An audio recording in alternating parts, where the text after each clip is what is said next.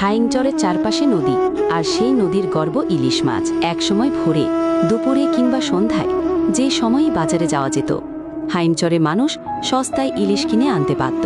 অতিথি এলে ঘরে ইলিশ ভাজা বা ঝোল রান্না ছিল অভ্যাসের মতো। কিন্তু আজ সেই দিন নেই। প্রতিদিন ভোরে তেলির মোড়, চরভৈরাবী আর হাইমচর বাজারে ঢাকা থেকে সারি সারি প্রাইভেট কার, মাইক্রোবাস এসে দাঁড়ায়। শহরের ধনী ব্যবসায়ী আর পাইকাররা মন মন ইলিশ কিনে নিয়ে যায়। বাজারে দাঁড়িয়ে দেখা যায় হাইমচরের সাধারণ মানুষ শুধু তাকিয়ে থাকে।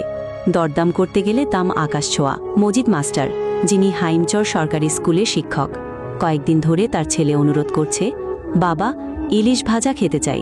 মজিদ মাস্টার বাজারে গিয়ে শুধু দীর্ঘশ্বাস ফেলে ফেরে।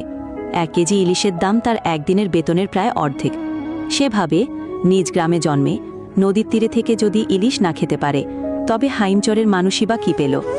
শুধু মজিদ মাস্টার নন, এলাকার অন্য চাকুরিজীবী, দিনমজুর, এমনকি মাঝারি আয়ের পরিবারগুলো এখন ইলিশ কেনার স্বপ্ন দেখে। বাজারে চেহারা পাল্টে গেছে। ইলিশ মাছ এখন হাইমচরের জন্য নয়, বরং ঢাকার ধনী গ্রাহকদের জন্য।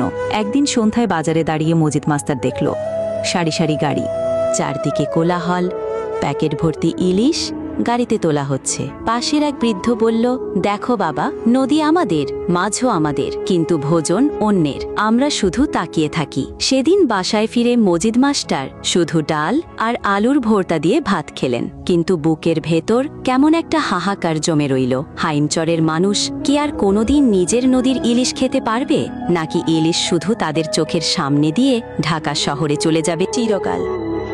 ভিডিওটি ভালো লাগলে শেয়ার করে দিবেন। ভালো থাকবেন সবাই। আল্লাহ হাফেজ।